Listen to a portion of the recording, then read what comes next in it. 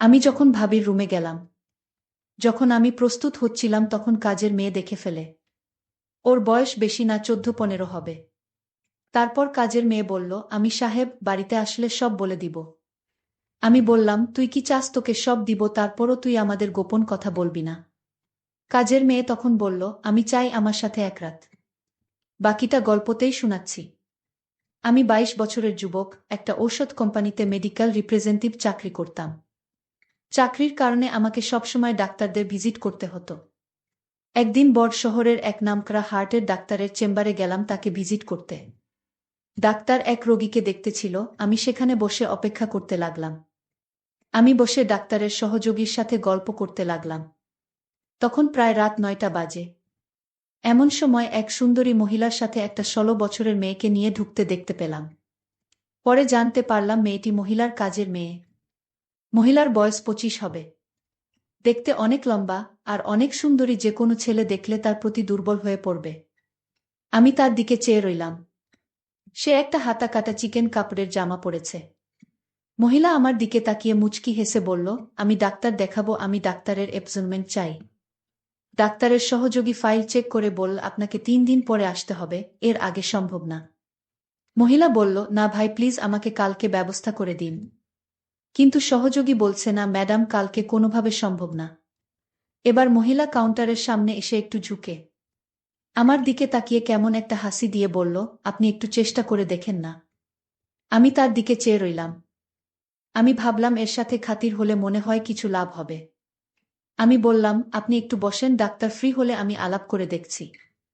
কিছুক্ষণ পর doctor free হলে আমি তার রুমে গিয়ে বললাম, আমার এক পরিচিত রোগী আছে, আপনাকে কাল একটু সময় দিতে হবে।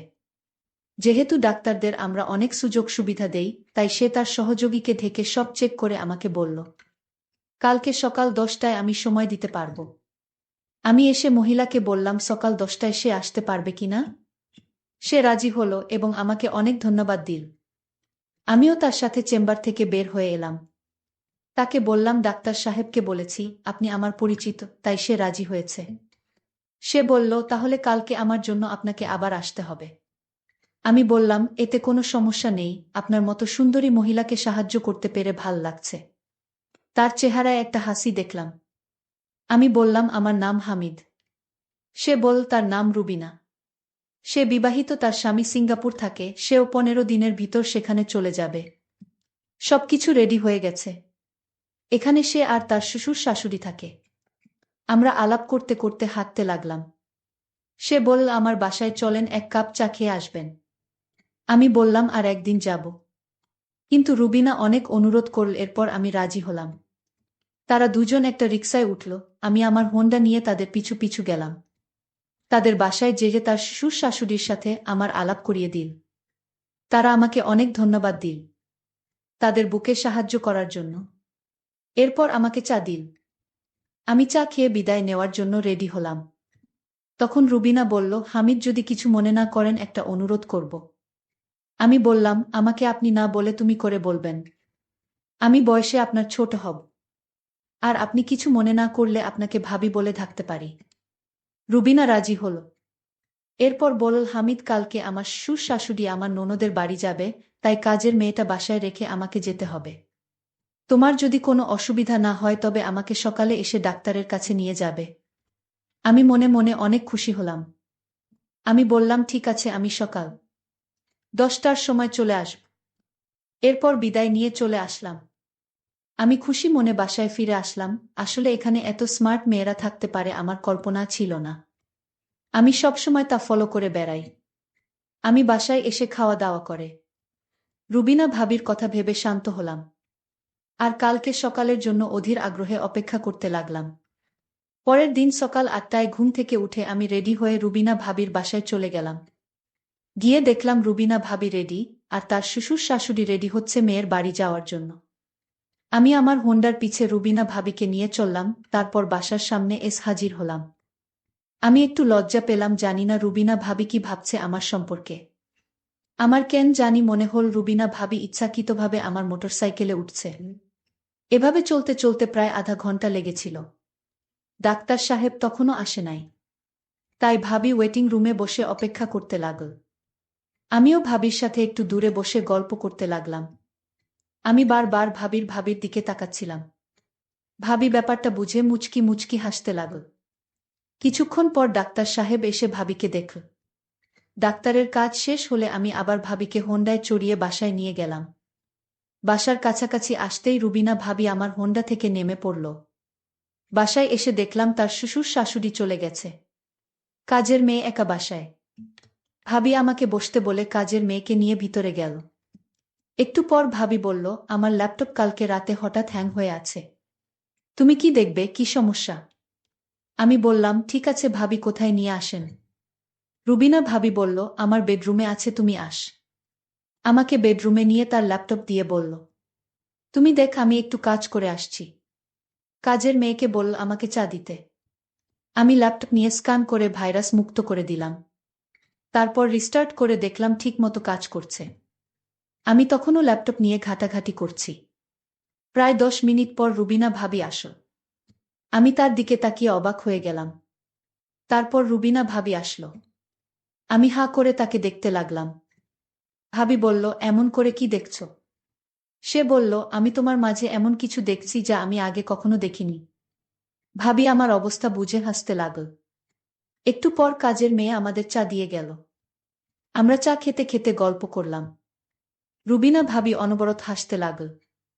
আমি ল্যাপটপ ঠিক করে ভাবিকে দেখানোর জন্য একটা মুভি চালু করলাম।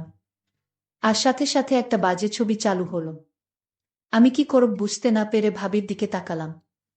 রুবিনা ভাবি হাসতে লাগল।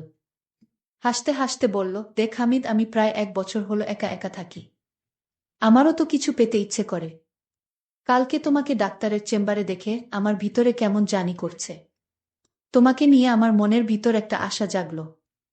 আমি ল্যাপটপ বন্ধ করে উঠে দাঁড়ালাম। রুবিনা ভাবি হেসে উঠে গিয়ে রুমের দরজা বন্ধ করে দিল। রুবিনা ভাবি দরজা বন্ধ করে আমার সামনে আসলো। এমন সময় হঠাৎ করেই দরজার বাহির থেকে 16 বছরের কাজের মেয়েটা নখ দিয়ে ডাক দিল। আমি মনে মনে বললাম, আসার আর সময় পেলি না। রুবিনা ভাবিকে কাজের মেয়ে বলল, আপনি ওনাকে নিয়ে এখানে কি করছেন? রুবিনা ভাবি বলল, আমি যা খুশি তাই করছি। তোর তো সাহস কম না, আমি এখানে কি করছি তাই তুই জিজ্ঞেস করলি আমারে? কাজের মেয়ে বলল, ম্যাডাম, আমি তো খারাপ কিছু বলি নাই। ম্যাডাম বলল, তুই এখন যা, তোর রুমে গিয়ে ঘুমা। কাজের মেয়ে তখন বলল, ঠিক আছে ম্যাডাম, আমি যাব, কিন্তু আপনারা যা করছেন তা কিন্তু মোটেই ভালো না। সাহেব বাড়িতে আসলে আমি সব বলে দিব। কাজের মেয়ের মুখে এইসব কথা শুনে আমার মেজাজটা এত খারাপ হলো। আমি বললাম, এই ছোট লোক, আমি এখানে কি করছি যে তুই আমার স্বামীকে বলবে? ম্যাডাম, আপনি তো ভালো করে জানেন কি করতে চাইছেন। বাহিরের একটা লোক রাতের বেলায় কারো বাসায় এভাবে থাকতে পারে? আমি বললাম, তুই কাল থেকে এই বাসায় আসবি না। আমি তোর চেহারা দেখতে চাই না। তুই দিন দিন বড় পাকামি করছিস। ঠিক আছে ম্যাডাম, আপনার মতো খারাপ ম্যাডামের বাসায় কাজ করার ইচ্ছাও আমার নাই। তবে ম্যাডাম, আপনি মনে রাখেন আজকের দিনের কথা। আজকে আপনি কি করতে চাইছিলেন তা কিন্তু আমি ভুলব না, আর বলেও দিব। আমি কাজের মেয়েকে বললাম, এইগুলো আমার স্বামী কখনো বিশ্বাস করবে না। কাজের মেয়েটি তখন বলল, বিশ্বাস কিভাবে করাতে হয় তা আমার জানা আছে। কাজের মেয়েটি তখন বলল, আমার মোবাইলে সব রেকর্ড করা আছে। একটা অচেনা ছেলে আপনার রুমের ভিতর কি করে সেটা আজ বাচ্চা ছেলেও বুঝবে। কাজের মেয়েটা এত পাকা পাকা কথা জানে আমি জানতাম না। আর তাছাড়া তার মাথায় প্রচণ্ড বুদ্ধি আছে। আমি এখন কি করবা বুঝতেছি না। তখন হামিদ বলল, ঝগড়া করে কোনো সমাধান হবে না। আরও মানসম্মান যাবে, আর তাই আমি এর সমাধান করছি। ভাবি, আপনি কোনো কথা বলবেন না। আমি কাজের মেয়েটিকে জিজ্ঞেস করলাম, আচ্ছা তুমি কি চাও এর বিনিময়ে? কাজের মেয়েটি বলল, আমি কিছু চাই না, আমার টাকা পয়সার কোনো লোভ নেই। আচ্ছা তাহলে কি করলে তোমার মুখটা বন্ধ রাখবে, আমাদের কথা কাউকে বলবে না? কাজের মেয়েটি বলল, একটা জিনিস আছে, যদি দেন তাহলে আমি কাউকে বলবো না। আমি বললাম, এই তো কাজের মেয়েটি অনেক লক্ষ্মী আছে, ঠিক আছে বলো তোমার কি জিনিস চাই। কাজের মেয়েটি তখন বলল, আপনি ভাবির সাথে যা করতে চেয়েছিলেন আমিও তা চাই। কাজের মেয়ের মুখে এমন কথা শুনে আমার কলিজাটা কেঁপে উঠল। আরে বলে কি? আমি তখন কাজের মেয়েটিকে প্রশ্ন করলাম, এর আগে কি তুমি এরকম হয়েছে তোমার সাথে? কাজের মেয়েটি বলল, না হয়নি, আমি আজ চাই। আমি কাজের মেয়েটিকে বুঝিয়ে বললাম, দেখো তুমি এখনো বাচ্চা মেয়ে। আচ্ছা তুমি নিজেই বলো এখন কি তোমাকে বিয়ে দেওয়া ঠিক হবে?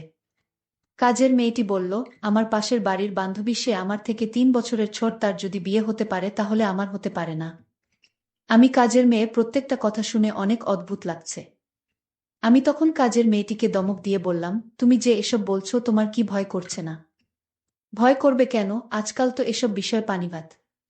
আরে বলে কি, আচ্ছা ঠিক আছে, আমি যদি তোমার কথা রক্ষা না করি তাহলে তুমি সব বলে দিবে তাই তো? যদি আপনি আমার কথা না রাখেন তাহলে আমি অবশ্যই বলে দিব। এতে আপনারও সমস্যা হবে আর ম্যাডামেরও সমস্যা হবে। আমি তখন কাজের মেয়ের সাথে কথা বলে পারছিলাম না। আর তাই তার প্রস্তাবে আমি রাজি হলাম। রুবিনা ভাবি বলল, আপনি কি বলছেন এসব, ও কি পারবে আপনার সাথে? আপনি কি পাগল হয়ে গেছেন নাকি? আমি বললাম, দেখো, ওর মুখ চাপা দিয়ে কথা ডেকে রাখার জন্য এছাড়া আর আমাদের উপায় নাই। সে পারুক আর না পারুক সেটা তার বিষয়, আমি চেষ্টা করে তো দেখতে পারি। রুবিনা, ঠিক আছে, আপনি যা ভালো মনে করেন তাই করেন, পরের সমস্যা হলে আপনি বুঝবেন। সেই চিন্তা তোমার করতে হবে না, আমি সব সামলে নিব। আমি তখন কাজের মেয়েটিকে বললাম, কোথায় যেতে হবে বলো? কাজের মেয়েটি বলল, এই বাসায় আরও একটি রুম আছে। যে রুমে আমি রাতে একা থাকি সেই রুমে। কোথায় সেই রুম? কাজের মেয়েটি বলল, আসুন আমার সাথে। আমি কাজের মেয়ের পিছু পিছু গেলাম। তারপর সে একটা ছোট্ট রুমে থাকে। সেই রুমে আমাকে নিয়ে গেল। আর রুবিনা ভাবি বলল, আপনি যান, চিন্তা কইরেন না, আমি আছি বারান্দায়। আমি রুবিনা ভাবিকে বললাম, ঠিক আছে, আপনি বারান্দায় থাকেন। তারপর কাজের মেয়ের রুমে ঢুকলাম। কাজের মেয়ে বলল, আপনি অনেক সুন্দর দেখতে। আমি বললাম, তাই? কাজের মেয়েটি তখন দরজাটা লক করে দিল। আমি হামিদকে বললাম, দেখুন, আমি দরজাটা নক করে ঠিক করিনি। সে বলল, উত্তম কাজ করেছ। কাজের মেয়েটি তখন বলল, আপনার সাথে হওয়ার আগে আপনি আমার হাতের তৈরি করা চা খাবেন না? সে বলল, চা খেলে মোট ভালো থাকে, তুমি চা বানালে আমি অনেক খুশি। আর চাটা খেয়ে নিলে ভালোই হবে। আমি হামিদের জন্য চা বানালাম। আমি হামিদকে চা হাতে তুলে দিলাম। হামিদ বলল, তুমি চা খাবে না? আমি বললাম, আমি চা খাই না। আপনি খান, আমার চায়ের প্রশংসা সবাই করে, আপনিও করবেন আশা করি। তারপর আমি চা খেতে শুরু করলাম। আর কাজের মেয়েটি আমার দিকে অন্যরকম দৃষ্টিতে তাকিয়ে রয়েছে। আমি চা খেতেই আমার বুকের ভিতরটা মনে হচ্ছিল পুড়ে যাচ্ছেছ। আমি ভাবছি হয়তো গরম চা এমনি হতে পারে। কাজের মেয়েটির হাতে আরও একটি চা দেখতে পেলাম। আর সেই চা ম্যাডামকে দিয়ে আসলো। কাজের মেয়েটি যখন চা নিয়ে ঘর থেকে বাহির হলো তখন আমি বুকের জ্বালা পুরায় ছটফট করতেছিলাম। ম্যাডামের কাছে চা নিয়ে যেতেই বলল, হয়েছে তোর কাজ? আমি বললাম, না ম্যাডাম, এখনো শুরু করিনি। আমি বললাম, দে চা, দিয়ে তাড়াতাড়ি যা। এইদিকে ম্যাডাম চা খেতে শুরু করল। আমি আমার রুমে গিয়ে দেখি হামিদ চা খেয়ে মরে পড়ে আছে। আমি এটাই চেয়েছিলাম। আমি কাউকে খারাপ কাজ করতে দিতে পারিনি। যে কাজ আল্লাহ পছন্দ করে না, আমি সেই কাজ করার আগেই আমি দুজনকেই শেষ করে দিয়েছি। আমার মনের ভিতর খারাপ উদ্দেশ্য ছিল না। আমার উদ্দেশ্য ছিল এই দুই শয়তানকে শেষ করার। বন্ধুরা, আজকের গল্পটি কেমন লাগলো তা অবশ্যই কমেন্ট করে জানাবেন। আর এরকম নতুন নতুন গল্প পেতে আমার চ্যানেলটিকে সাবস্ক্রাইব করে পাশে থাকবেন। ধন্যবাদ।